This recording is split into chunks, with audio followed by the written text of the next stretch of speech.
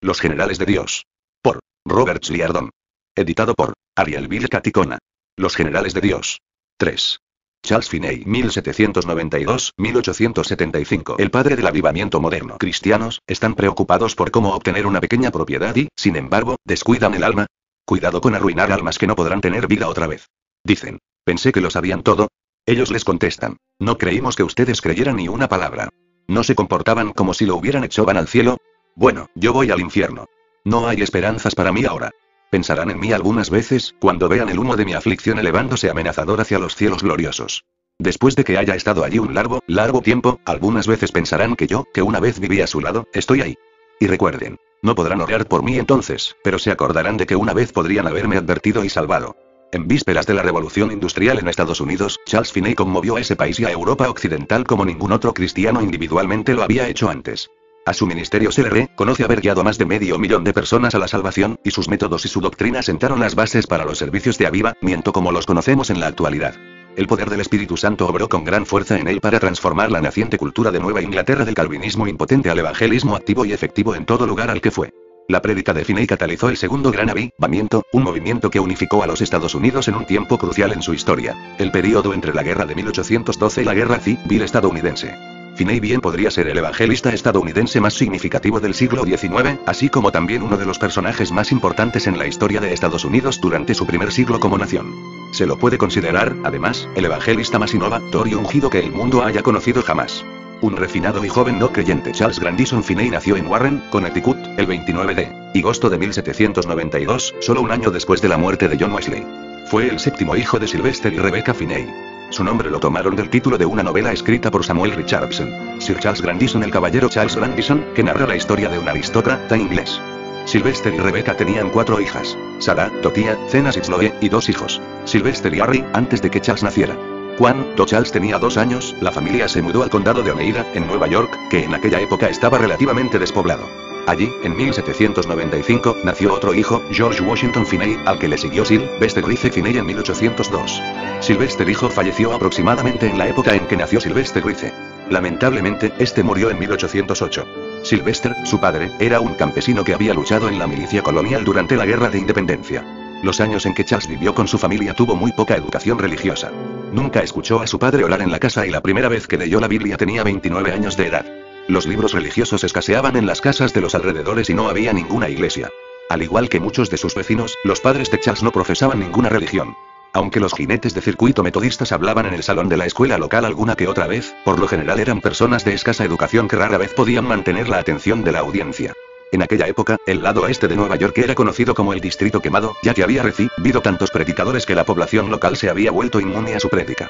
Fue en este entorno donde creció y se educó Charles. Ya hacia los 15 o 16 años de edad había aprendido lo suficiente como para ser maestro de una escuela comunitaria. Alrededor de esa época, la familia Finney se mudó a la zona inhóspita que bordeaba las orillas de la bahía de Henderson en el lago Ontario, cerca de Sackett Harbor, Nueva York. Al parecer, el condado de Oneida se estaba volviendo demasiado civilizado para Sylvester Finney.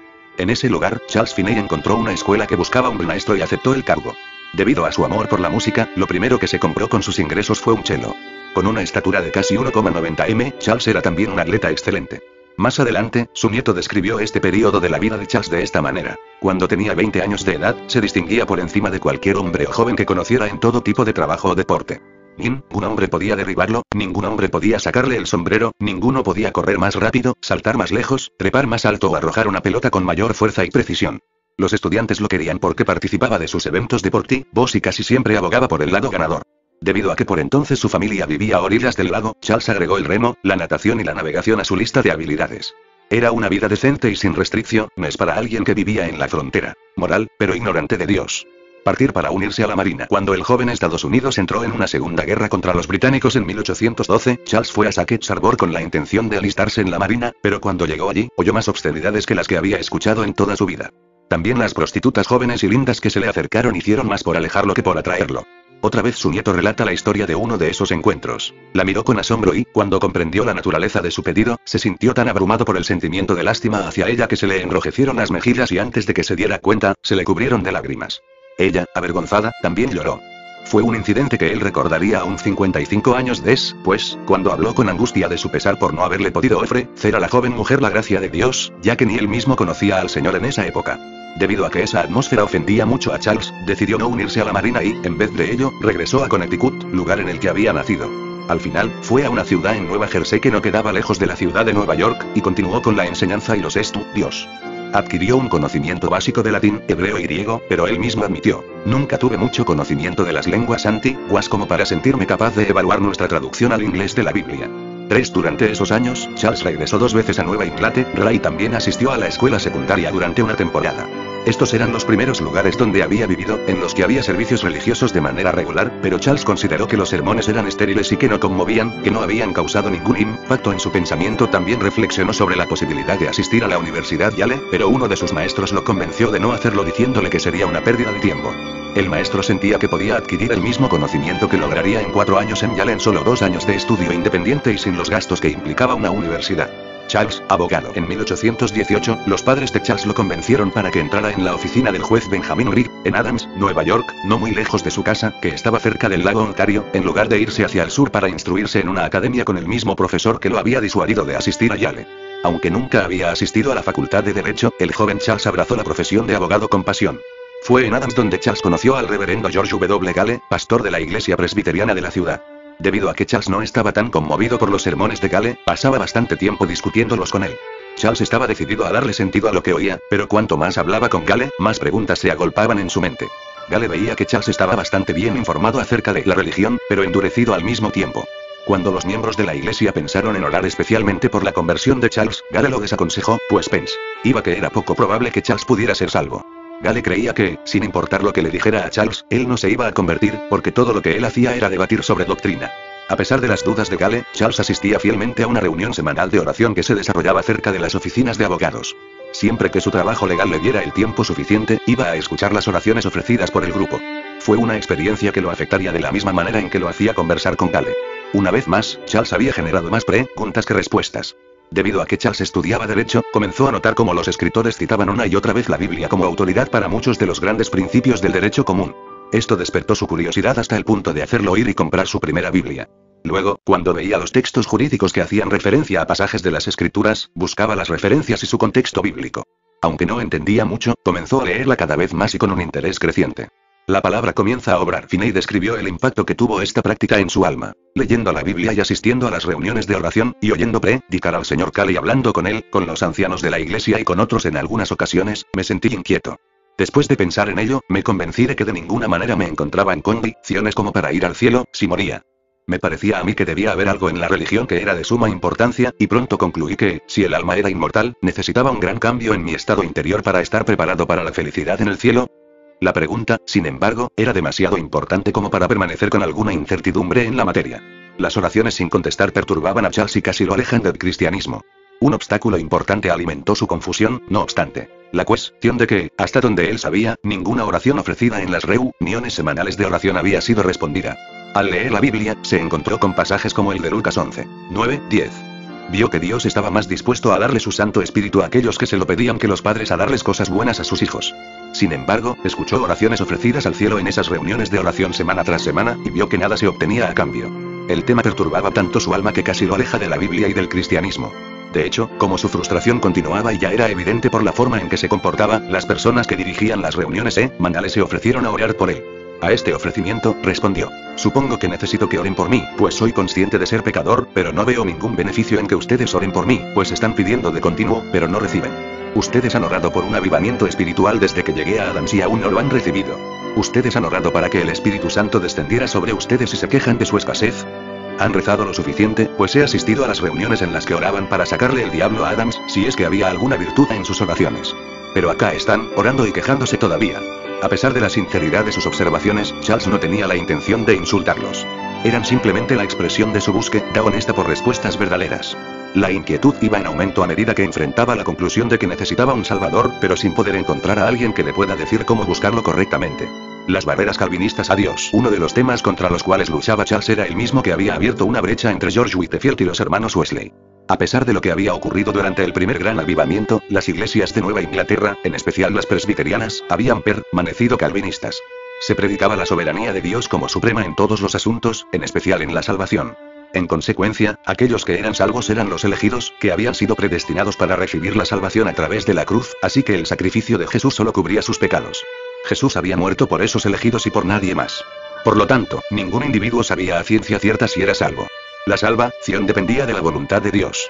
Aún así, se esperaba que todo el mundo viviera una vida santa ante Dios, sabiendo que, si no lo hacía, podía provocar la ira de Dios que Jonathan Edwards y otros como él describían tan acertadamente.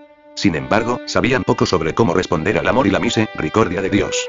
Su mejor esperanza era vivir correctamente ante Dios Padre y heredar la salvación que ya había sido ordenada para ellos o, al menos, vivir la mejor vida que pudieran en la tierra antes de enfrentar el infierno que justamente merecían. La salvación era un milagro que se producía solo en virtud de la soberanía de Dios. No tenía nada que ver con la sabiduría humana. Cuando Charles luchaba con el deseo de saber, con algún grado de certeza, el estado de su salvación, los calvinistas de quienes esperaba encontrar las respuestas solo le dieron doctrina. Ellos sabían cómo orar, pero no creían que sus oraciones pudieran tener ningún efecto sobre la voluntad de Dios. Todo lo que iba a suceder se había establecido antes de que el mundo comenzara. En otras palabras, no tenían ninguna expectativa o fe en que Dios iba a hacer aquello que le pedían que hiciera. Sabían cómo pedirle, pero no sabían cómo recibir de él.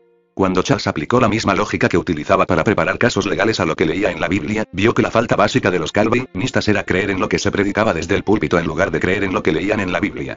Vio que si Dios era bueno y justo para juzgar, y si la Biblia era su palabra escrita y la ley para la humanidad, entonces o la Biblia era una mentira o los calvinistas seguían una idea errónea.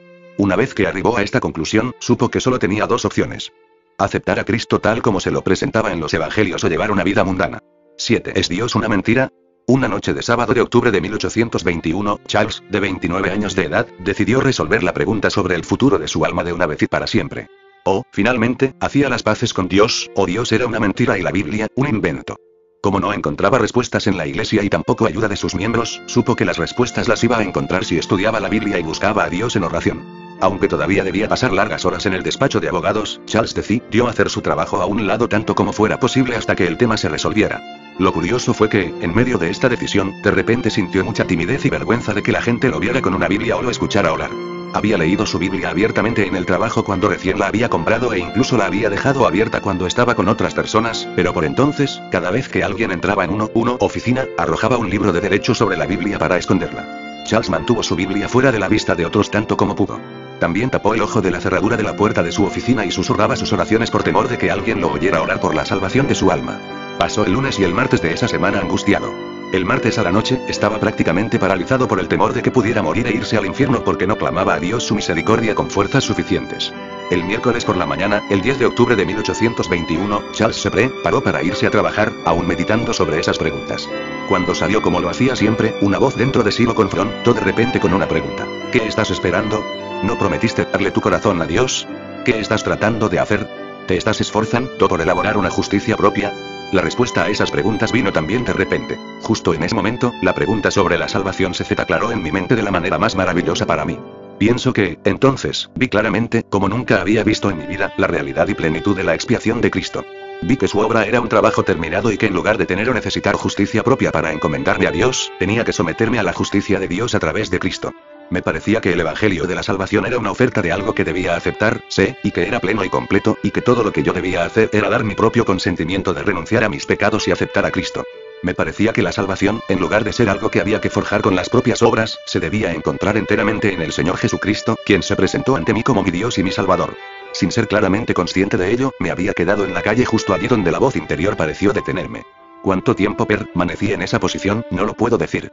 Pero después de esta revelación, la pregunta que siguió fue esta. ¿La aceptarás ahora, hoy? Y respondí, sí, la aceptaré hoy, o moriré en el intento. En la zona norte del pueblo había un bosquecito al que Charles solía ir casi todos los días si el tiempo era agradable. En lugar de ir a trabajar, decidió alejarse de la ciudad, ya que ésta estaría llena de curiosos. Fue hacia el bosque, lugar en el que podría arrodillarse y orar tan fuerte como quisiera. Todavía preocupado de que alguien lo siguiera hacia el bosque, se escabulló detrás de una cerca hasta salir del pueblo antes de emprender el camino hacia allí. Cuando ya se había adentrado como 400 m, subió a una pequeña colina y encontró un lugar en el que algunos árboles habían caído juntos y formaban un recinto parcialmente cubierto. Allí, decidió que iba a darle su corazón a Dios, o que nunca bajaría de ahí. Esa misma oración había estado en su mente una y otra vez desde que se había adentrado en el bosque. Subió hasta ese recinto, se arrodilló y dispuso su corazón a orar. Las palabras no brotaban. Murmuró algo, pero sintió que, aún así, sus palabras no expresaban ningún sentimiento. Cada vez que oía el sonido de las hojas, miraba hacia atrás, con temor de que alguien estuviera mirándolo.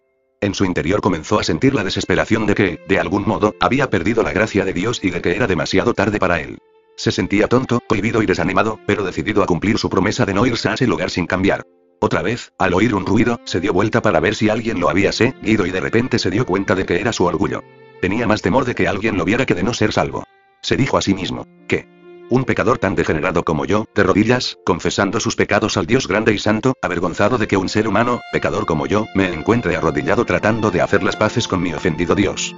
De repente, recordó un pasaje de las Escrituras. Entonces ustedes vendrán a suplicarme, y yo los escucharé. Me buscarán y me encontrarán, cuando me busquen de todo corazón. Jeremías 29, 12, 13. Charles comprendió el mensaje de estos versículos con toda su fuerza interior y clamó: Señor, confío en tu palabra. Ahora tú sabes que te busco con todo mi corazón, que he venido hasta acá para orar y que tú has prometido escucharme. El corazón de Charles se abre. Esto, finalmente, le permitió a Charles abrir su corazón y, al hacerlo, Dios llenó su corazón con promesas de su palabra.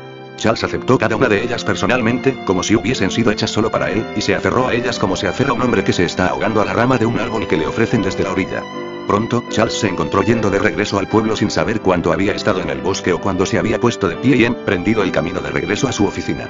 Pensó: si alguna vez me convierto, predicaré el evangelio. Entonces, se dio cuenta de que la desesperación por su alma se había ido. Ya no sentía la condena del pecado en su corazón. Aún sentía dudas de creer que verdaderamente había cambiado. Pensó por un momento que quizás el Espíritu de Dios lo había abandonado por completo. Se preguntó si había ofendido al Espíritu Santo con su atrevimiento de confiar en la palabra de Dios como lo había hecho, pero, al mismo tiempo, no pudo olvidar la paz que en ese momento invadía su alma y su mente. Cuando Charles abrió su corazón, Dios lo llenó con promesas de su palabra. Cuando regresó al pueblo, se sorprendió al darse cuenta de que era la hora de la cena. 13 fue a comer, pero como notó que no tenía apetito, regresó a su oficina. El juez Wright se había ido a cenar, así que tomó su viola y comenzó a tocar y cantar algunos himnos y canciones sagradas. Tan pronto como lo hizo, corrieron lágrimas por sus mejillas. Fue como si su corazón se hubiese derretido. Cada palabra lo llenaba de tal emoción que apartó el instrumento y dejó de cantar. El encuentro cara a cara con Jesús. Aquella tarde, los empleados del bufete estaban ocupados mudando todos los muebles y libros de una oficina a otra, así que trabajaban duro y hablaban poco. Charles todavía se sentía sorprendido por la paz que había en su interior, así como también por su incapacidad de tener los sentimientos de culpa o ansiedad por su alma que había tenido en los últimos días y meses. Cuando oscureció y terminaron con la mudanza, el juez Wright saludó a Charles y se fue a su casa. Charles describió lo que sucedió en aquel momento. Lo acompañé hasta la puerta y, al cerrarla y darme vuelta, sentí que el corazón se me derretía. Todos mis sentimientos parecieron aflorar y emerger, y mi corazón expresaba: quiero derramarle toda mi alma a 13. Durante esa época, en Nueva Inglaterra, era un hábito ingerir la comida más importante del día, la cena, a horas tempranas de la tarde y una comida más ligera, refrigerio, a la noche. Dios, tan fuertes eran los sentimientos que me dirigí rápidamente al cuarto que estaba detrás de la oficina del frente para orar. En la habitación no había ni fuego ni luz, pero me pareció como si estuviera perfectamente iluminado. Al entrar y cerrar la puerta detrás de mí, me pareció como si tuviera un encuentro personal con el Señor Jesucristo. No se me ocurrió en ese momento ni al rato que era un estado mental. Por el contrario, me pareció que lo veía como vería a cualquier otro hombre. No dijo nada, pero me miró de manera tal que me postré a sus pies. Caí a sus pies y derramé mi alma. Lloré como un niño y, como pude, hice confesiones con mi voz entrecortada. Tuve la impresión de haber bañado sus pies con mis lágrimas y, aún así, que yo recuerde, no me parece haberlo tocado. Debí de haber permanecido en ese estado durante un buen rato, pero mi mente estaba muy absorta con el encuentro como para recordar algo de lo que dije.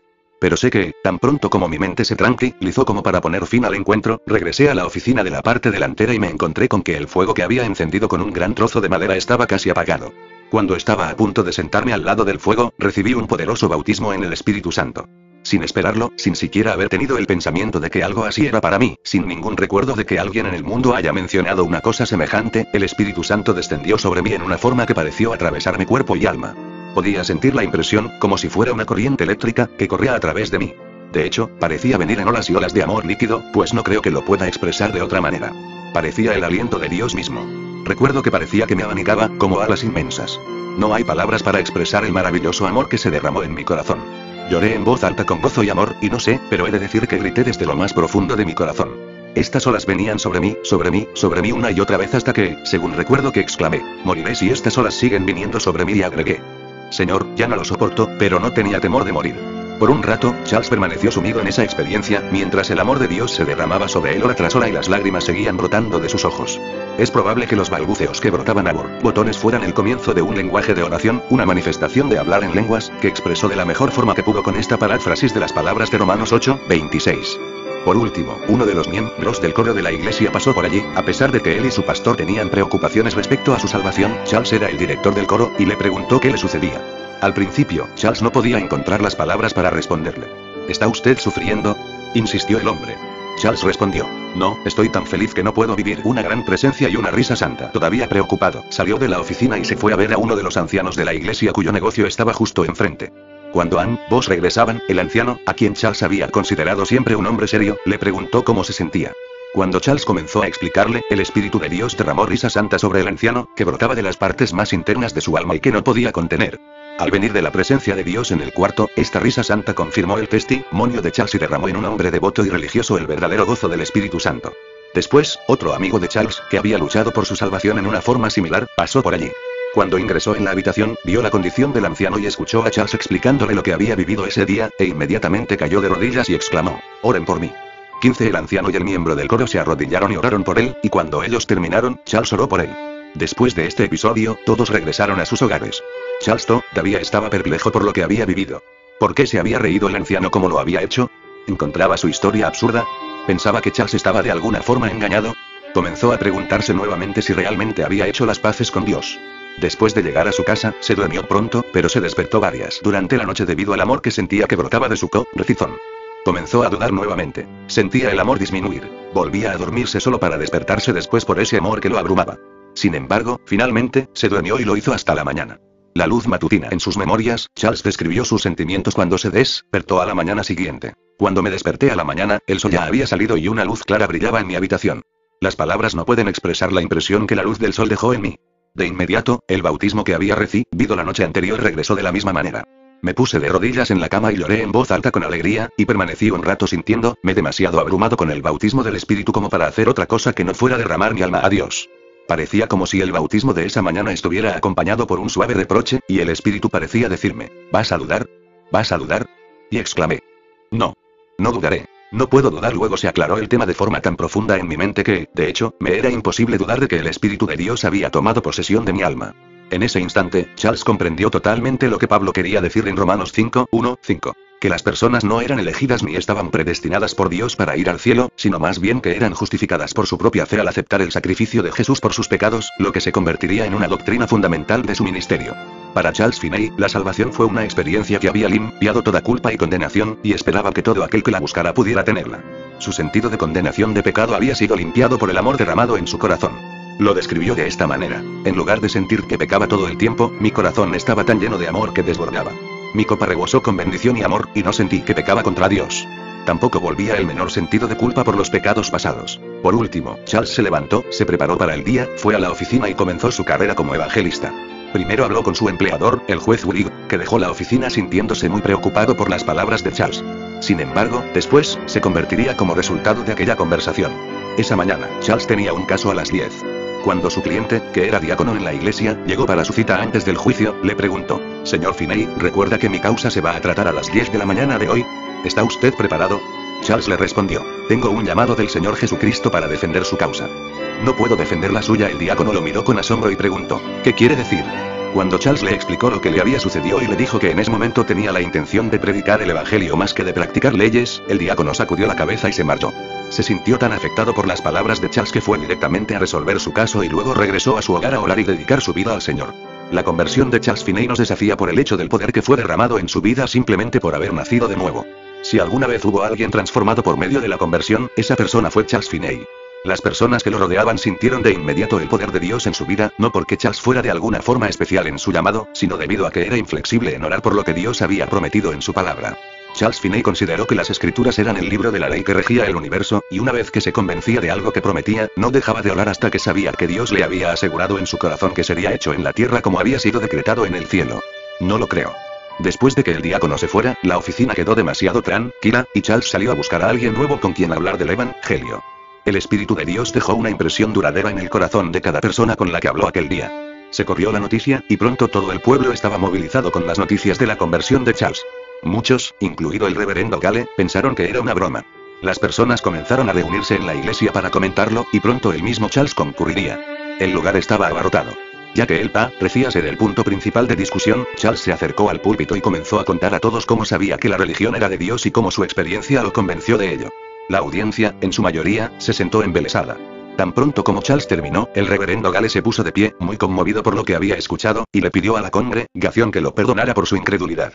Confesó que había estado deteniendo el crecimiento de la iglesia debido a ello, y pidió perdón por no creer que Charles podía ser salvo. Una vez que el reverendo Gale concluyó con su arrepentimiento, invitó a Charles a orar. Cuando lo hizo, más corazones fueron tocados. Durante los días siguientes, tuvieron reuniones todas las noches. Como Charles había sido jefe del coro y líder entre los jóvenes, muy pronto todos los miembros de la iglesia, excepto uno, fueron salvos. Charles lo describió de esta manera: la palabra de Dios tuvo un poder maravilloso y todos los días me sorprendía al ver que unas pocas palabras habladas a un individuo se adherían a su corazón como una flecha. La unción de Charles comienza a extenderse. Poco tiempo después, Charles visitó a sus padres en Henderson, en el lago Ontario.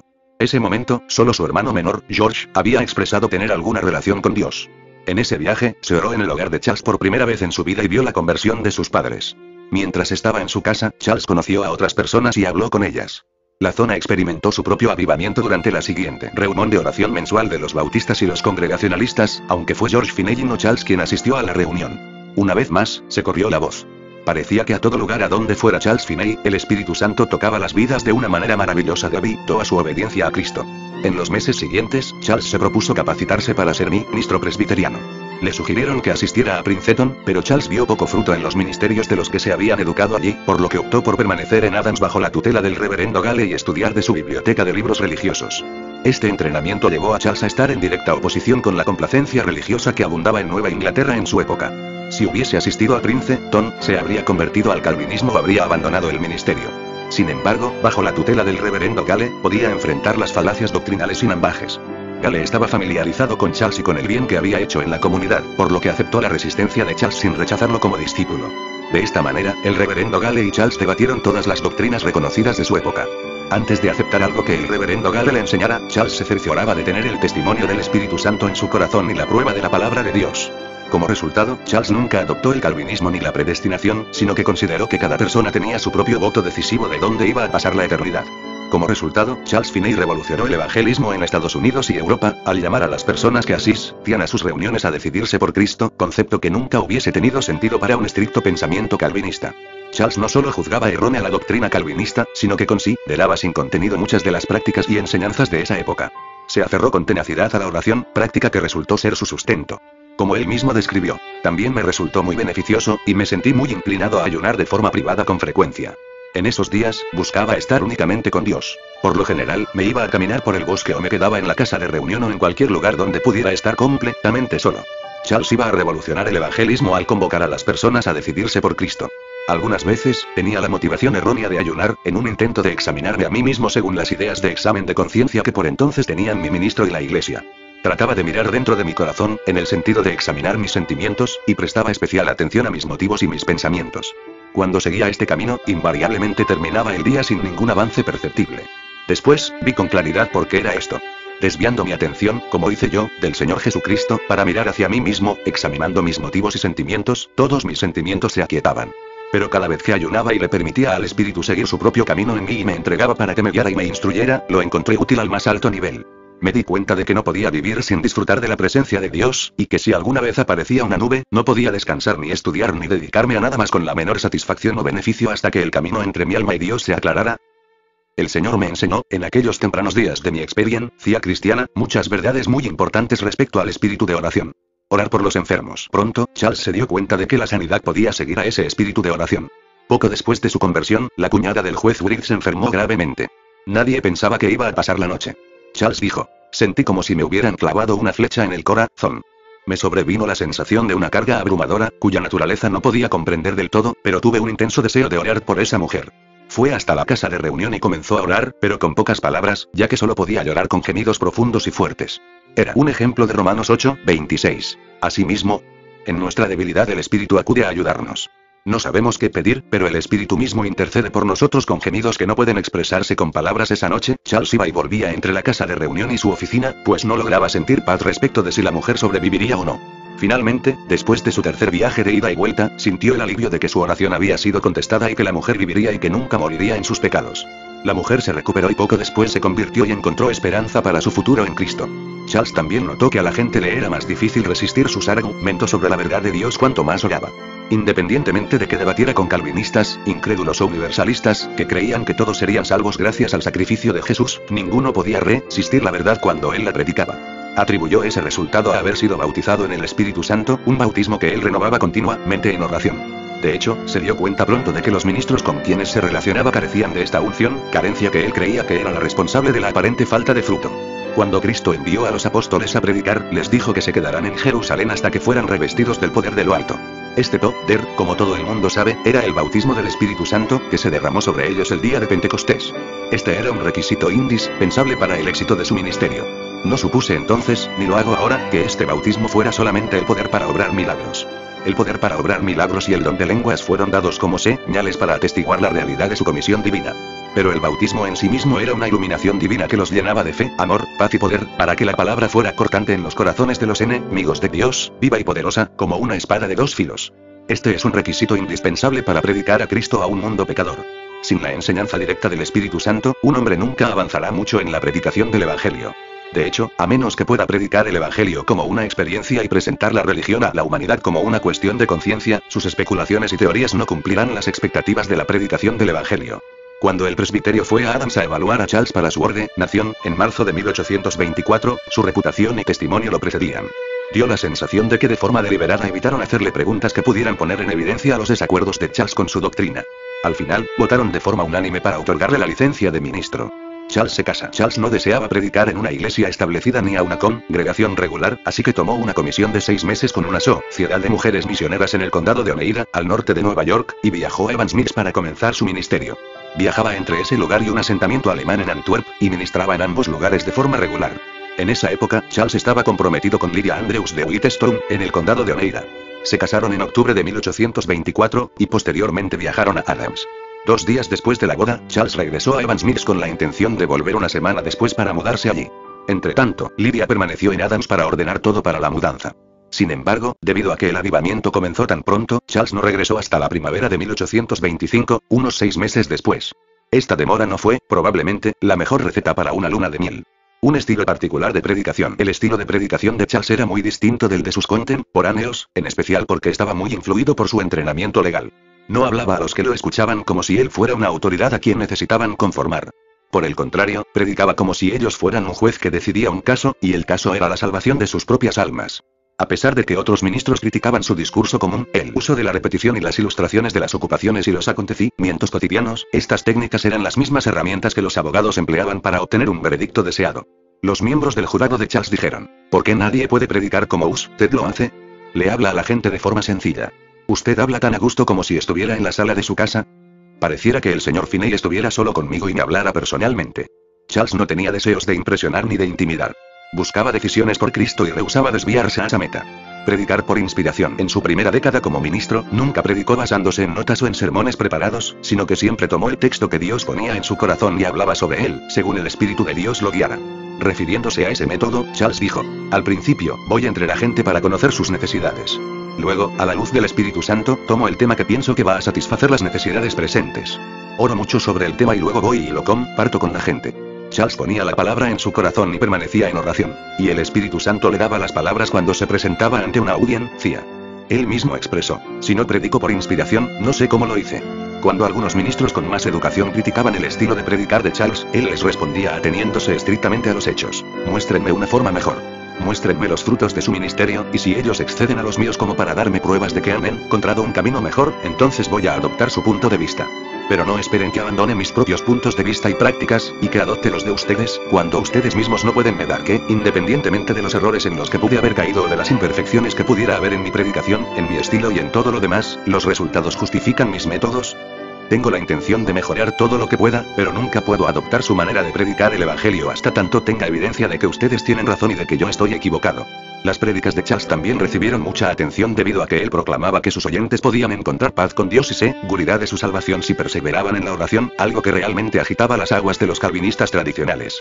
Consideraba a las personas responsables de su propia salvación. Cuando obtenía poca respuesta de los de Evans Mills, los llevaba directamente a la pregunta central que él quería formularles. ¿Ustedes aceptan que lo que yo predico es el Evangelio? ¿Ustedes confiesan creerlo? ¿Lo recibirán ahora? ¿Pretenden recibirlo o rechazarlo? Deben tener alguna opinión al respecto. Y ahora yo tengo el derecho de dar por sentado, ya que admiten que he predicado la verdad, que ustedes reconocen su obligación de convertirse en cristianos.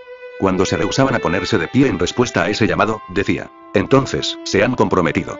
Han tomado su posición. Han rechazado a Cristo y su evangelio. Y son testigos uno contra el otro, y Dios es testigo contra ustedes. Esto es explícito, y recordarán mientras vivan que públicamente se han comprometido contra el Salvador y han dicho: no vamos a permitir que este hombre, Jesucristo, reine sobre nosotros.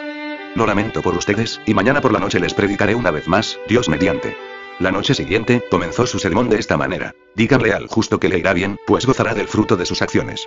Ay del malvado, pues le irá mal. Según la obra de sus manos se le pagará. Al final del sermón, una mujer que se encontraba atrás cayó en el espíritu y sus amigos la sostuvieron. Pensando que había sufrido un desmayo, Charles fue a ver cómo estaba y descubrió que había quedado muda. Permaneció sin decir palabra durante 16 horas. Cuando por fin volvió a hablar, admitió haber pensado que había sido salva antes, pero cuando le presentaron la verdadera justicia de Dios, se dio cuenta de que su salvación no estaba completa. Haber comprendido esto hizo que otras personas de la iglesia evaluaran nuevamente su posición frente a Cristo. En otra oportunidad, Charles fue llamado a la cabecera de la cama de una mujer enferma de tisis. Su esposo era universalista y la había adoctrinado para que también lo fuera, pero cuando ella escuchó las palabras y las oraciones de Charles, rechazó el universalismo y aceptó a Jesucristo como su Señor y Salvador. Su marido se enfureció de tal modo que llevó un arma a la siguiente reunión de Charles con la idea de matarlo. En medio del sermón, el hombre comenzó a hundirse en su asiento, clamando y gritando que se iba al infierno. Después de la reunión, los amigos del hombre lo ayudaron a volver a su casa. Al día siguiente, Charles caminaba por la calle y el hombre salió a su encuentro. Casi pega un salto para saludarlo, y tomó a Charles por los brazos y lo hizo girar en el aire. Toda oposición al evangelio había desaparecido y comenzó a buscar su paz con Dios. El encuentro con el guerrero de oración también fue en Evans Mills, donde Charles se encontró con Daniel Nash por segunda vez. Nash era un ministro que había conocido cuando fue evaluado para recibir su licencia. En aquella época, la impresión que tuvo de Nash, conocido como Padre Nash, fue más bien desfavorable, pues sentía que de algún modo era inconstante. Sin embargo, se enteró de que, desde que se habían visto la primera vez, Nash había sufrido una infección en un ojo, que lo había dejado tendido en una habitación oscura, sin poder leer ni escribir. A causa de sus dolencias, Nash se había entregado casi por completo a la oración.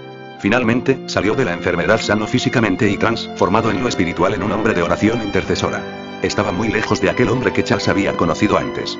Cuando Nash llegó a Evans Mills, tenía una lista de oración, como él la llamaba, con los nombres de las personas por las que había orado todos los días, a menudo varias veces por día. Cuando Charles y Nash comenzaron a orar juntos en las reuniones, Charles se sintió profundamente conmovido por el poder de las oraciones de Nash y la magnitud de su fe. Un bar se convierte en capilla de oración. Cuando Nash supo que el dueño de un bar ocasionaba bastantes problemas a los cristianos en la comunidad, escribió el nombre del hombre en su lista como caso difícil. El dueño del bar era conocido por abordar a quienes sabía que eran cristianos con el lenguaje más abusivo y grosero. Su bar gozaba de la reputación de ofrecer entretenimiento a quienes gustaban de las parrandas y el alcohol.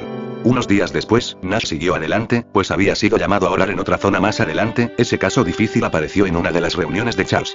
Su aparición causó considerable revuelo, pero como no provocó problemas cuando entró, Charles lo dejó solo, pero se sintió en la obligación de vigilarlo durante todo el servicio.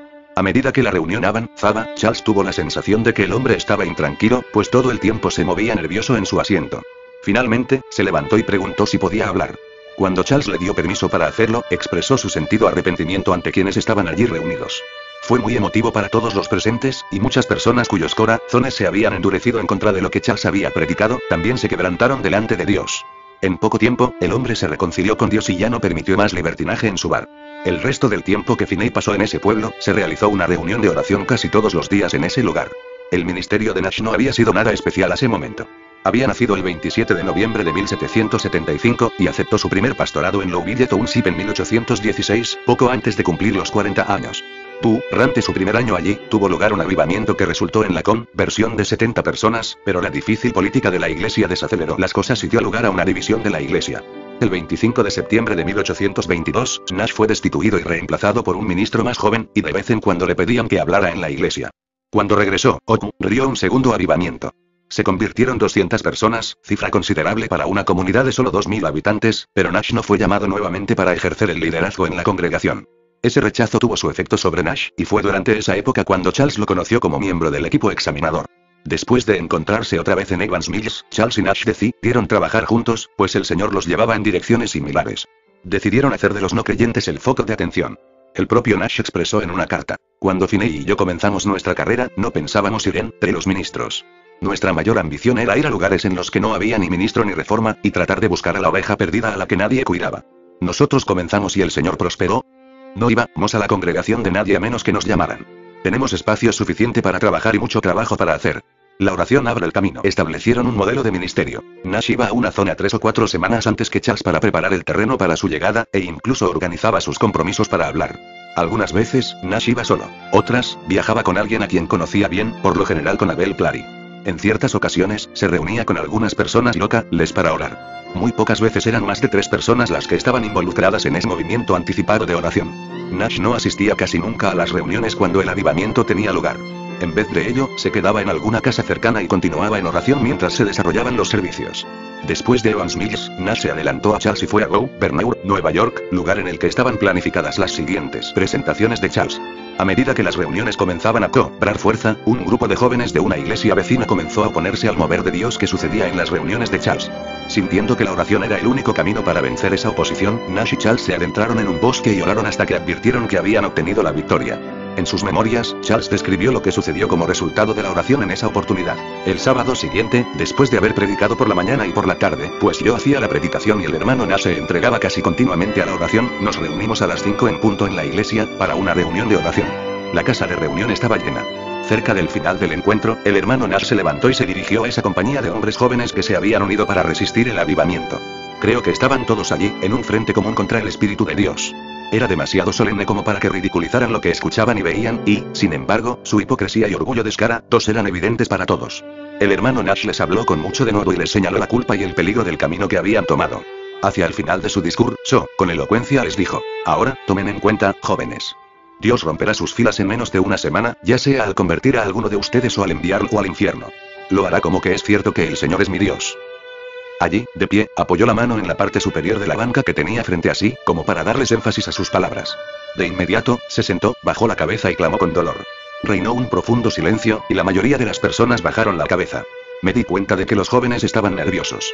En mi interior, lamenté que el hermano Nash hubiese llegado tan lejos. Él se había comprometido a que Dios iba a tomar la vida de algunos de ellos para enviarlos al infierno o los iba a convertir en el plazo de una semana.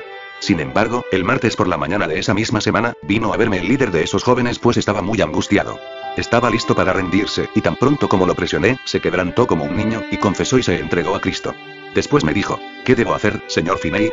Yo le respondí: vaya inmediatamente a ver a sus compañeros y ore con ellos, y exhórtelos a que se vuelvan al Señor. Eso hizo, y antes de que la semana terminara casi todos o quizá todos habían puesto su esperanza en Cristo. Durante los siguientes 7 años hasta su muerte, Nash se convirtió en una pieza clave de cada avivamiento que Charles Finney dirigió.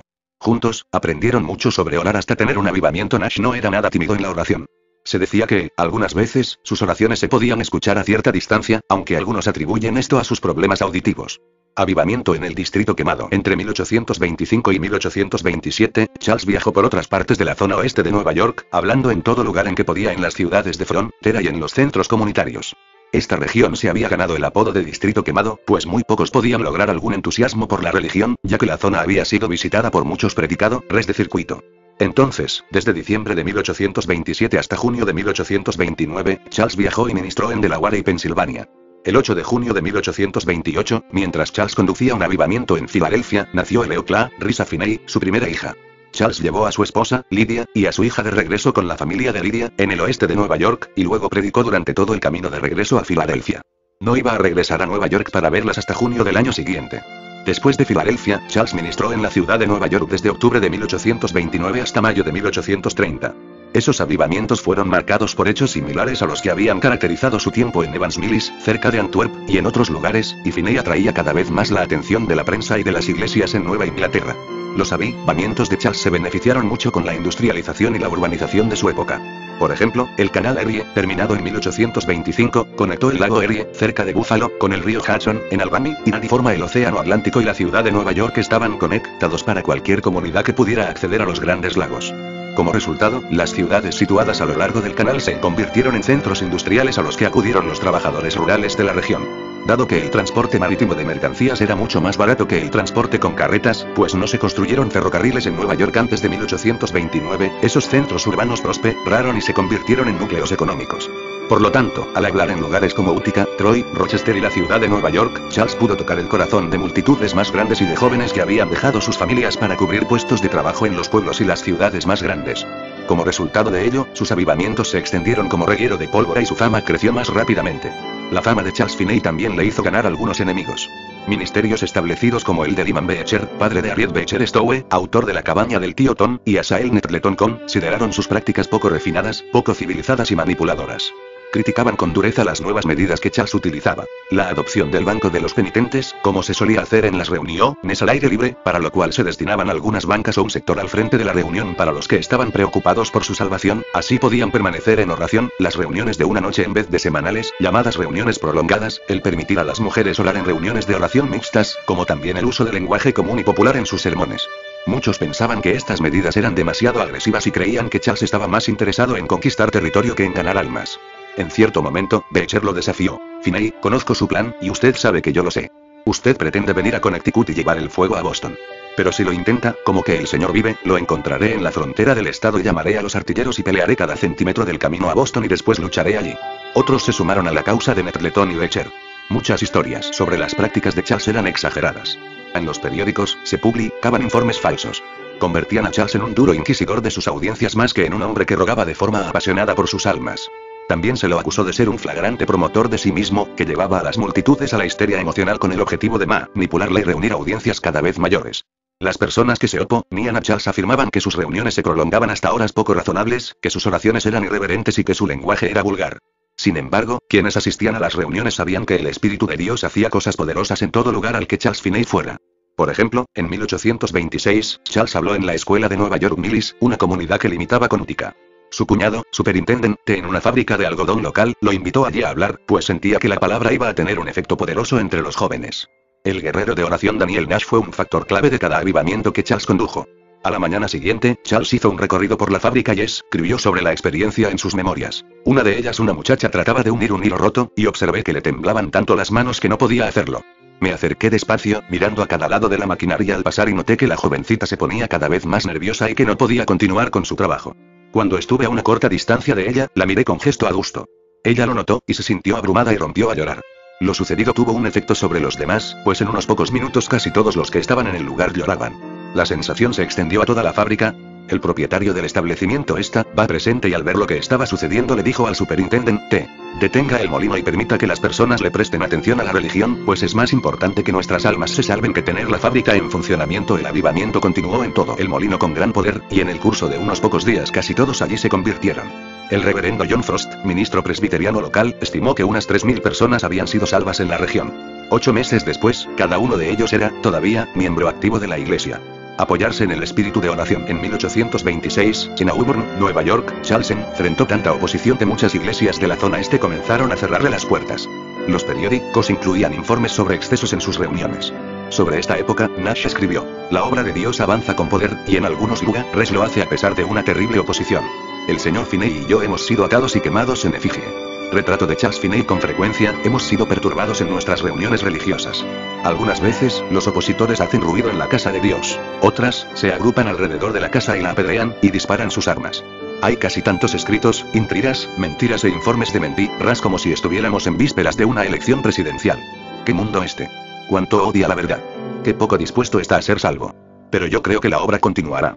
Una vez más, Charles puso el asunto en oración. No dije nada públicamente, y que recuerde tampoco a nadie en privado sobre el tema, sino que me entregué a la oración. Busqué a Dios con gran fervor día tras día, para ser guiado, pidiéndole que me mostrara el camino del deber y que me diera gracia para capear la tormenta. El Señor me mostró como en una visión lo que estaba ante mí. Se acercó tanto a mí mientras oraba que mi cuerpo, literalmente, tembló. Me sacudí de pies a cabeza al sentir la presencia de Dios. Al principio, y durante un tiempo, me parecía más estar en la cima del monte Sinaí, en medio de los truenos, que en la presencia de la cruz de Cristo. Que yo recuerde, nunca antes en mi vida había sentido la humildad y el temor reverente ante Dios que sentí en esa ocasión. Sin embargo, en lugar de sentir ganas de huir, parecía acercarme cada vez más a Dios. Parecía acercarme cada vez más a esa presencia que me llenaba de un temor reverente. Después de un tiempo de humillarme en su presencia, sentí consuelo. Dios me aseguró que Él estaría conmigo y me sostendría, que ninguna oposición contra mí prevalecería, que yo no tenía que hacer nada respecto a este asunto, sino continuar con mi trabajo y esperar la salvación de Dios. Esa oración fue clave, no solo para hacer frente a la oposición, sino también en todo lo demás que Charles enfrentó, en especial orar hasta obtener avivamiento, mientras que la mayoría de las personas pensaba que los avivamientos eran movimientos de Dios que, en su soberanía, derramaba su espíritu. Otro ejemplo en el que los ministros usaban la soberanía de Dios como una excusa para su falta de eficacia ministerial. Charles pensaba que los seres humanos podían sentar las bases para el avivamiento a través de la oración, el ayuno y pidiéndole a Dios el cumplimiento de las promesas de la Biblia.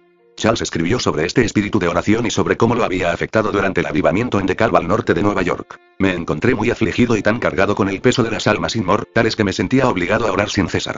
Sin duda, algunas de mis experiencias me alarmaban. A veces, venía sobre mí un espíritu de importunidad, de modo que le decía a Dios que Él había hecho una promesa de responder a la oración y que, por lo tanto, yo no aceptaría una negativa. Sentía tanta seguridad de que Él me iba a escuchar y de que era fiel a su promesa y asimismo que me resultaba imposible que Dios no me escuchara o no contestara, y con frecuencia me veía a mí mismo diciéndole: Señor, espero que no pienses que puedes no responderme. Me acerco a ti con tus promesas en mis manos. No puedes negármelas. No puedo decirles cuán absurda me parecía la incredulidad y cuán seguro era para mí, en mi pensamiento, que Dios iba a responder a la oración, esas oraciones que día tras día, hora tras hora, ofrecía con gran sufrimiento y fe. No tenía idea de la forma que iba a tener esa respuesta, ni la localidad en que la oración iba a ser contestada, ni tampoco el tiempo exacto. Mi impresión era que la respuesta estaba cerca, a la puerta. Me sentí fortalecido en la vida divina, me puse la armadura para enfrentar una gran batalla contra los poderes de las tinieblas, y esperar ver pronto un cada vez más poderoso derramamiento del Espíritu de Dios, en ese nuevo país en el que había estado trabajando. Oswald Smith explicó por qué este tipo de oración era tan importante para el ministerio de Charles. Siempre predicó con la expectativa de ver un súbito derramamiento del Espíritu Santo. Hasta que esto no sucedía, poco o nada se lograba. Pero en el momento en que el Espíritu se derramaba sobre la gente, Finney ya no tenía otra cosa que hacer que señalarles al Cordero de Dios. Así vivió y trabajó durante años en una atmósfera de avivamiento. Charles y su esposa siguieron ministrando en diversos lugares desde octubre de 1829 hasta mayo de 1830, y finalmente llegaron a la ciudad de Nueva York, donde nació su segundo hijo y primer varón, Charles Beman Finney, el 28 de marzo de ese año. 100.000 salvos. Un gran avance y el mayor derramamiento de su vida se produjo cuando Charles condujo un avivamiento en Rochester, Nueva York, que comenzó en septiembre de 1830. Rochester era la ciudad estadounidense de mayor y más rápido crecimiento en la década de 1820. La ciudad fue fundada en 1811, cuando 15 personas se asentaron a lo largo del río Genesee a fin de aprovechar las caídas de agua para hacer funcionar sus molinos. En 1823, la ciudad había crecido hasta alcanzar una población de 2.500 personas. También ya había concluido la construcción del acueducto que conectaba al canal Erie con el río Genesee, y que conectaba a los agricultores del lado oeste de Nueva York con la ciudad de Nueva York y el océano Atlántico. La ciudad parecía haberse convertido en un pujante centro comercial de la noche a la mañana. Los agricultores llevaban sus granos allí, recibían el pago en efectivo de los molinos y adquirían los artículos que necesitaban en los mercados de Rochester antes de regresar a sus hogares. Como resultado, más de la mitad de los hombres adultos de Rochester eran artesanos calificados, y muchos profesionales, como abogados y médicos, se establecieron allí. Hacia 1830, Rochester prácticamente había cuadruplicado su población a casi 10.000 residentes, lo que hizo que el tamaño de la ciudad fuera un décimo del tamaño de Filadelfia. Durante los meses en que Charles habló allí, casi toda la población se convirtió. Casi 100.000 personas de la región se acercaron al Señor. El avivamiento impactó en comunidades que estaban incluso a unos 160 kilómetros de distancia. Lyman Beecher, el peor crítico de Charles en sus primeros años, diría después que la obra de Charles en Rochester fue la obra de Dios más grande y el más importante avivamiento de la religión que el mundo haya visto en un tiempo tan breve. Se informó que 100.000 personas se conectaron con iglesias. Esto no tiene precedente en la historia de la Iglesia y en el avance de la religión. Los datos afirman que al menos el 8,5% de los convertidos de Charles continuaron siendo cristianos años después. Fue todo lo que había sido Canneridge, con menos excesos, pero multiplicado varias veces, y sucedió en una zona urbana que luchaba por convertirse en un centro cultural más que en una reunión de agricultores y pioneros.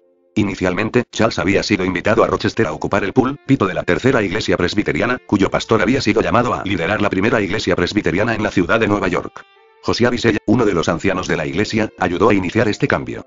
Bissell era un próspero hombre de negocios, propietario de la empresa de transporte Pioneer Stage Line, famosa en todo el este por no operar sus coches los domingos. Bissell era un hombre generoso y ayudó de forma significativa a financiar la construcción de la segunda y de la tercera iglesia presbiteriana de Rochester. Sin embargo, antes de aceptar la invitación de ir a Rochester, Charles evaluó la atmósfera espiritual de la ciudad para determinar si estaba madura para el avivamiento. Se enteró de que había desacuerdo entre los cristianos de la ciudad. Al parecer, Bissell había visto al pastor de la segunda iglesia presbiteriana, el reverendo William James, viajando un domingo en los carros de otra empresa. Visella, que aparentemente pensaba que su riqueza y su posición social le daban voz en todo, ya había entrado en conflicto con James sobre los asuntos diarios de la iglesia. Esto fue el colmo para Visella, que convenció a los miembros de la congregación para que solicitaran la destitución de James. El doctor Joseph Penney, pastor de la primera iglesia presbiteriana de Rochester, salió en defensa de James, lo que provocó que Visella se quejara ante el presbiterio acerca de la interferencia de Penney. Por ello, comenzó la brecha entre las dos iglesias. Después de orar por ese asunto y de buscar consejo de los que lo rodeaban, Charles llegó a la conclusión de que Rochester era una invitación poco prometedora. Tomó la decisión de rechazarla, pero Dios tenía otros planes. Cuando Charles estaba solo esa noche a punto de retirarse a descansar, llegó a la conclusión de que su lógica era equivocada. Ciertamente, te necesitan en Rochester aún más a causa de esas dificultades. Evitas el campo porque hay muchas cosas que necesitan ser corregidas, porque hay muchas cosas que están mal. Pero si todo estuviese bien, no serías necesario. Decidió de inmediato aceptar la invitación. Entre septiembre de 1830 y marzo de 1831, Charles predicó varias noches por semana y 3 veces cada domingo. Penney fue a uno de los primeros servicios de Charles, y sus espíritus fueron unidos de inmediato por el Espíritu Santo. Penney invitó a Charles a hablar en la primera iglesia presbiteriana, y como el avivamiento comenzó a tomar fuerza, Visella y Penney resolvieron rápidamente sus diferencias en un espíritu de unidad cristiana, lo que llenó de poder a Rochester y a las comunidades circundantes, incluidas Ogden, Broadport, Penfield y Clarkson. Fue un avivamiento que tocó a todas las clases sociales, desde los líderes cívicos y los empresarios hasta los maestros de escuela, los médicos, los tenderos, los agricultores y los trabajadores migrantes. Muchas empresas cerraron para que los empleados pudieran asistir a las reuniones, y las mujeres de la iglesia fueron de puerta en puerta, para orar por las personas e invitarlas a concurrir al servicio de la noche. Los bares cerraron por falta de clientes. Los índices de criminalidad se redujeron drásticamente y se mantuvieron bajos durante años a pesar del crecimiento de la población. En cierto momento, los adolescentes de la escuela secundaria local estaban tan angustiados por la condición de su alma que no prestaban atención a las clases, por lo que el director invitó a Charles a ir a la escuela y predicar. Casi la totalidad de los estudiantes fueron salvos y también el director, que al principio había pensado que se trataba de una estratagema de los estudiantes para no cumplir con sus tareas. 40 estudiantes llegaron a ser ministros. La sociedad de Rochester y sus alrededores se transformaron y se convirtieron en notablemente cristianas. Nadie podía salir a la calle o ingresar a un banco o a un comercio sin escuchar una conversación sobre religión. Como dijo un estudiante, Charles P. Bush, quien luego fue un destacado pastor de la ciudad de Nueva York, la comunidad entera fue sacudida. La religión era el tema de conversación en el hogar, en la tienda, en la oficina y en la calle. El único teatro de la ciudad se convirtió en una caballeriza y el único circo, en una fábrica de jabón y velas. Las licorerías estaban cerradas. Se honraba el día de descanso. Los santuarios estaban llenos de felices adoradores. Se dio un nuevo impulso a las organizaciones filantrópicas. Se realizaban actos de caridad y los hombres vivían para el bien. Una vez más, Charles sintió que la oración desempeñaba un papel importante en la obra de avivamiento. Escribió: la llave que abrió los cielos en este avivamiento fue la oración de Ave Clary, de Nash y la de varias personas anónimas que se postraron ante el trono de Dios y le rogaron por un derramamiento divino. Cuando Charles se enteró de que Clary estaba en la ciudad, comentó: no lo he visto en ninguna de nuestras reuniones. El hombre que le había hecho el comentario sobre Clary respondió: no puede ir a las reuniones, dice. Ora prácticamente todo el tiempo, de día y de noche, y lo hace con tal agonía que no sé qué hacer con eso. Algunas veces ni siquiera puede estar de rodillas, sino que yace postrado en el suelo. Clama y llora de una manera que me sorprende. Charles respondió: lo comprendo, permanezca tranquilo. Todo saldrá bien. Él prevalecerá. Él sabía lo que este espíritu de oración estaba haciendo, y comprendía que no debía interferir. Charles agregó que nunca había visto a una persona sudar sangre por hacer ese tipo de oración ferviente, pero sí sabía de alguien que había orado hasta sangrarle la nariz. Y la gente ha orado hasta empaparse en sudor, aún en el más frío invierno. Algunos han orado durante horas hasta agotar sus fuerzas por el esfuerzo mental. Tales oraciones llegaron a Dios. Rochester se convirtió en el primer lugar donde Charles realmente comenzó a utilizar el banco de los penitentes, precursor de los llamados al altar utilizados tan ampliamente en la actualidad. Antes de esto, Charles había organizado reuniones de los penitentes, encuentros que seguían al servicio principal de la noche y que a menudo se celebraban a la mañana siguiente, y al que podían asistir aquellos que se sentían preocupados por el estado de su alma para conocer más intensa y personalmente sobre su conversión.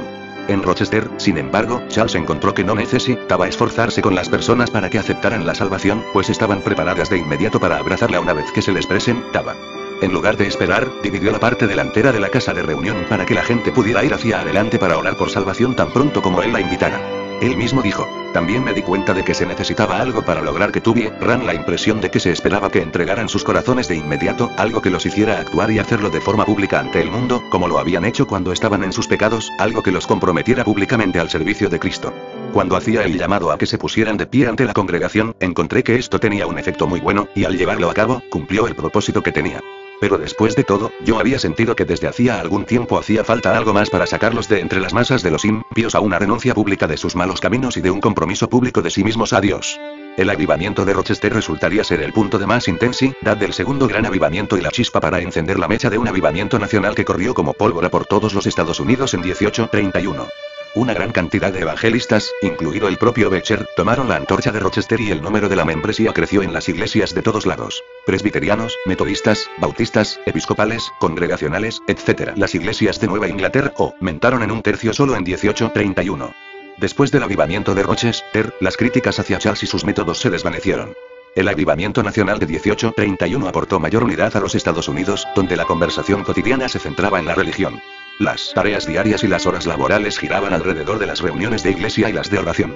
Las iglesias se convirtieron en centros comunitarios diurnos. El protestantismo se convirtió en un factor aglutinante que unió los corazones de los estadounidenses a través de la oración, y la ética de trabajo protestante fue sinónimo de prosperidad, comunidades crecientes e ingenuidad yanqui. También es importante notar que Nash murió a los 56 años, casi a fines de ese año, el 20 de diciembre de 1831.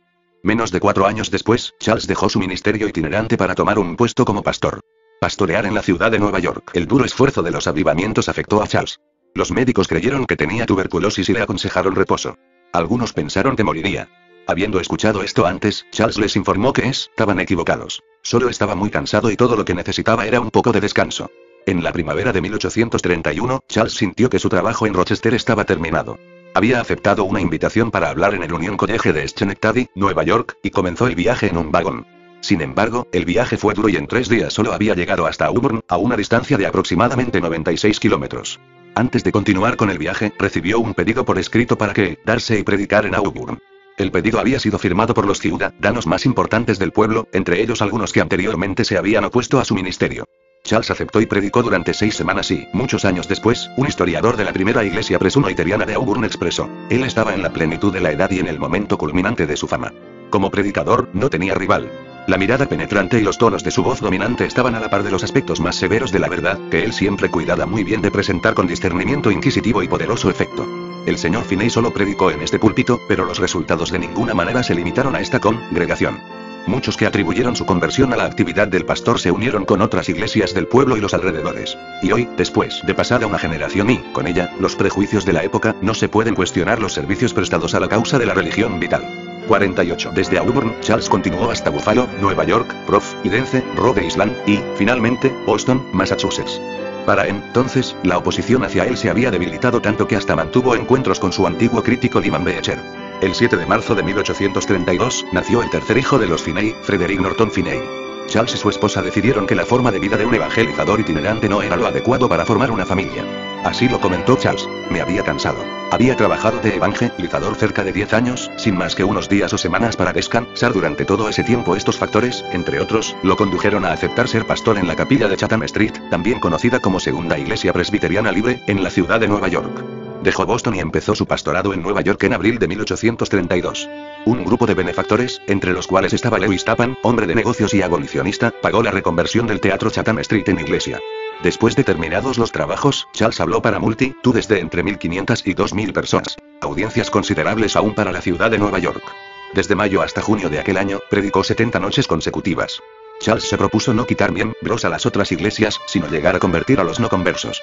Instruyó a los miembros de su iglesia, para que se dispersaran por todo el edificio y mantuvieran los ojos abiertos en lo que respecta a cualquiera que pudiera estar seriamente afectado por la prédica y, de ser posible, retenerlos una vez terminada la predicación para conversar y orar. Fueron consecuentes con sus enseñanzas, y estuvieron atentos, en cada reunión, a aquellos a los que la palabra de Dios había afectado. Y tuvieron la fe necesaria como para desdeñar sus miedos y hablar a cualquiera que vieran conmovido por la palabra. De esta manera, se aseguraron la conversión de una gran cantidad de personas. Los invitaban a pasar a las salas y allí conversábamos y orábamos con ellos, y así veíamos los resultados de cada sermón. Él y su congregación lograron tal éxito que en poco tiempo plantó otra iglesia a partir de los miembros de Chatham Street. A mediados del verano, hubo una epidemia de cólera en Nueva York. Muchos huyeron. Charles permaneció conduciendo su rebaño. Sin embargo, durante la reunión inaugural, el 28 de septiembre, Charles estuvo afiebrado y luego enfermó de cólera. Aunque sobrevivió a la enfermedad, el tratamiento fue tan severo que no pudo volver a predicar hasta la primavera de 1833. En enero de 1834, durante un descanso a causa de la fatiga por el trabajo y las consecuencias del cólera y su tratamiento, Charles emprendió un viaje marítimo de 6 meses para tratar de recobrar fuerzas. Viajó por el mar Mediterráneo y las islas de Malta y Sicilia. Escribió en sus memorias: en mi viaje de vuelta a casa, mi mente estuvo afligida con la cuestión de los avivamientos.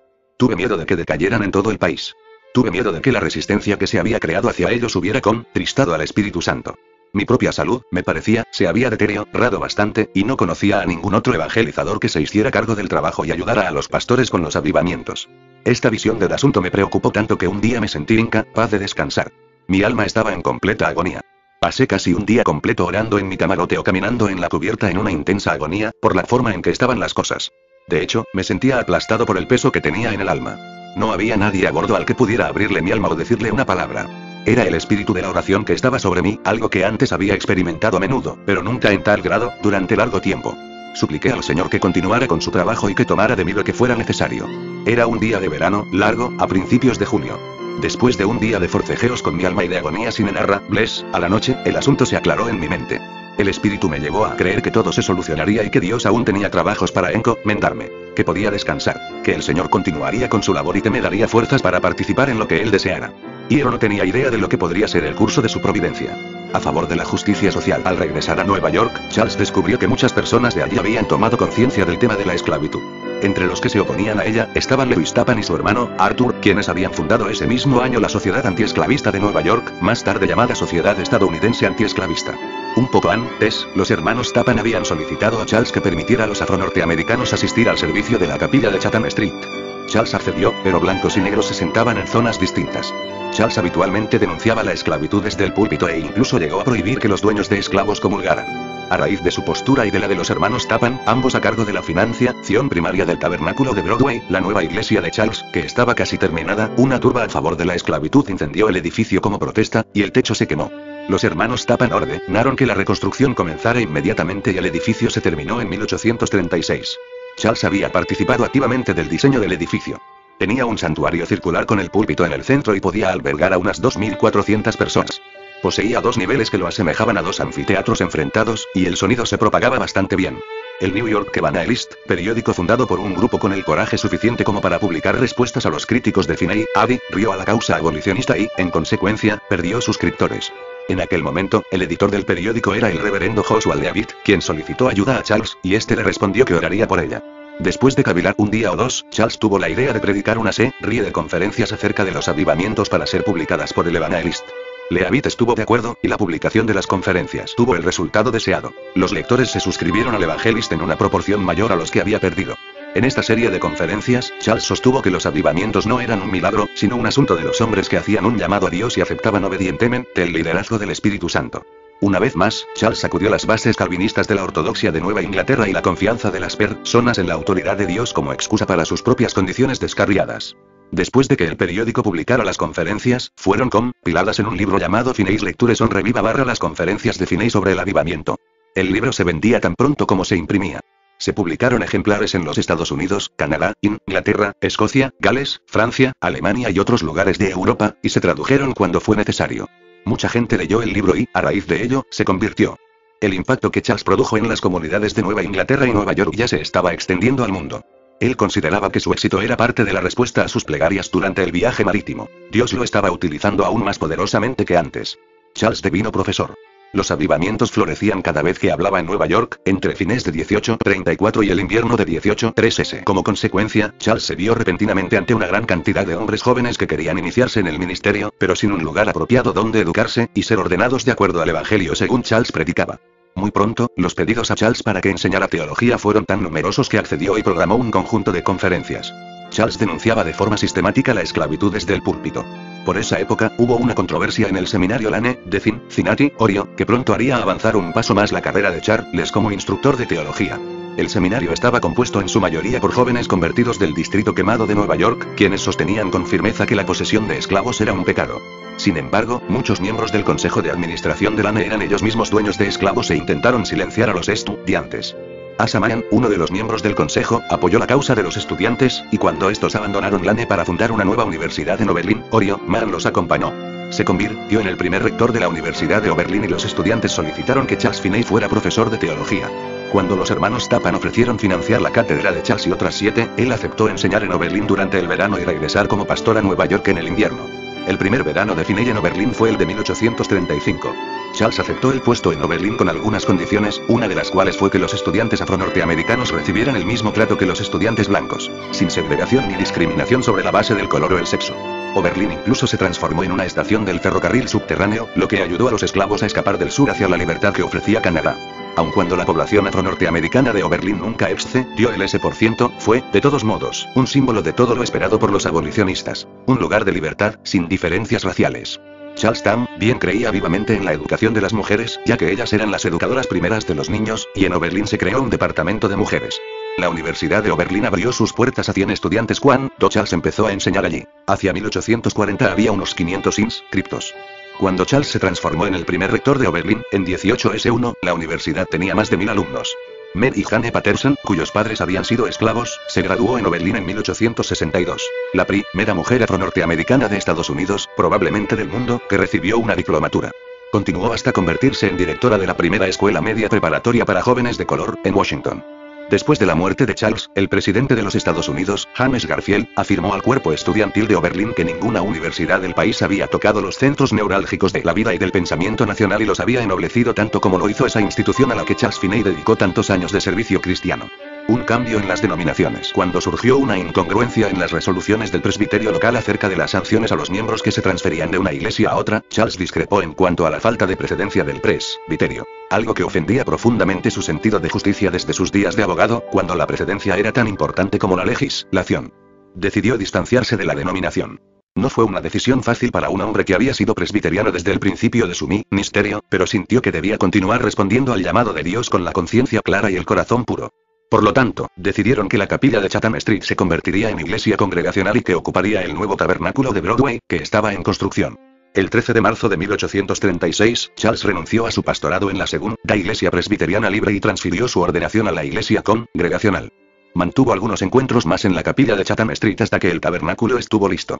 El primer encuentro en el tabernáculo se llevó a cabo el domingo 10 de abril. Esa noche, allí, Charles fue nombrado pastor. Mudarse a Oberlin. Charles dividió sus años entre Oberlin y Nueva York desde el verano de 1835 hasta el 6 de abril de 1837, cuando renunció como pastor del tabernáculo y se mudó de forma permanente a Oberlin. Ese mismo año, el 16 de marzo, nació Julia Finney, su cuarta hija. El año anterior, cuando James Shepard renunció como pastor de la iglesia Oberlin debido a un problema de salud, le pidieron a Charles que lo reemplazara temporalmente. Como los Finney se habían mudado a Oberlin para vivir todo el año, este pastorado interino se convirtió en permanente en mayo de 1837. Charles ya podía enseñar durante la semana y predicar cada domingo. Su llamado principal siempre sería el de evangelista, tarea de la que nunca podía alejarse demasiado. La iglesia prosperó bajo su liderazgo, así como también la universidad.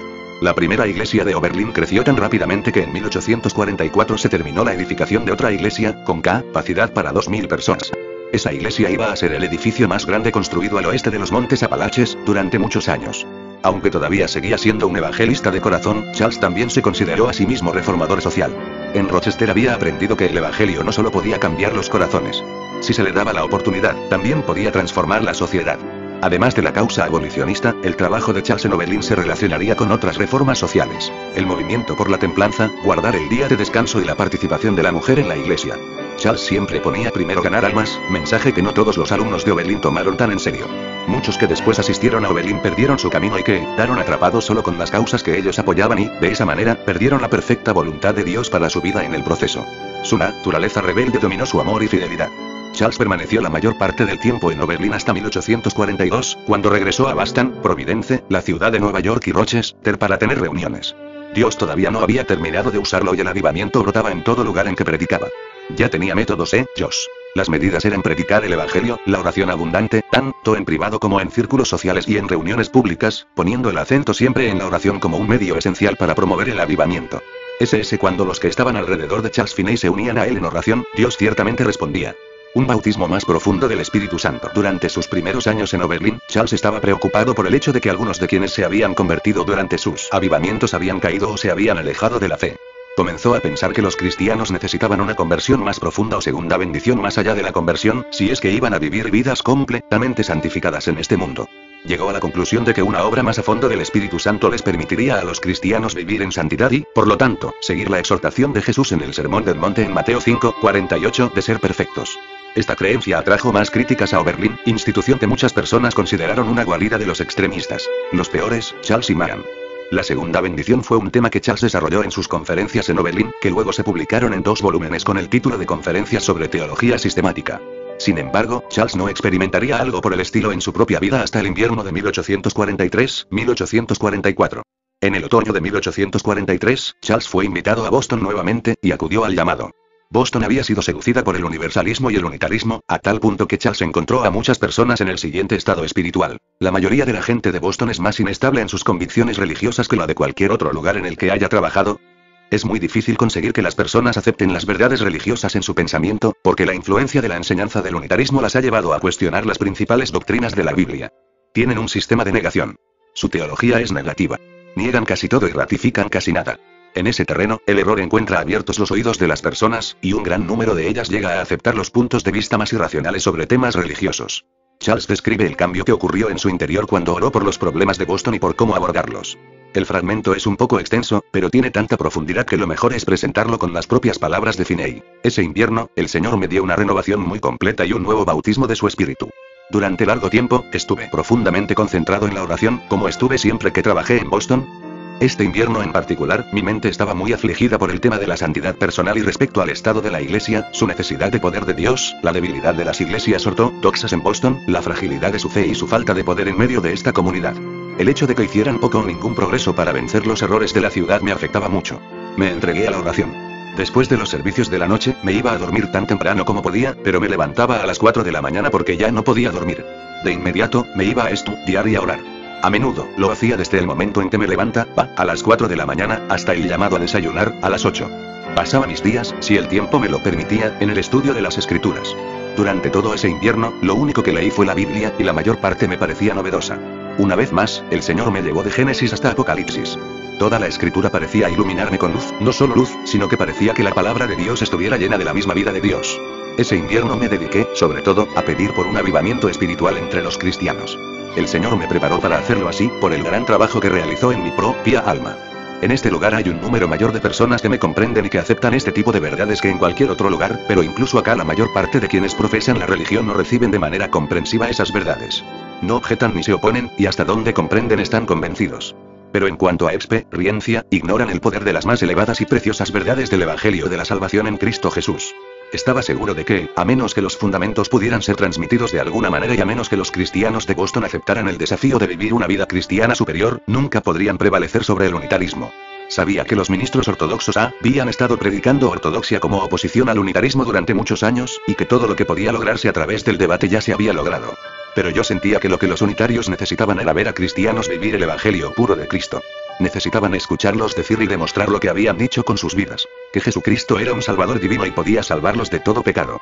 Sus confesiones de fe en Cristo no se correspondían con sus experiencias. No podían decir que habían encontrado a Cristo en su experiencia, lo que predicaban que Él era.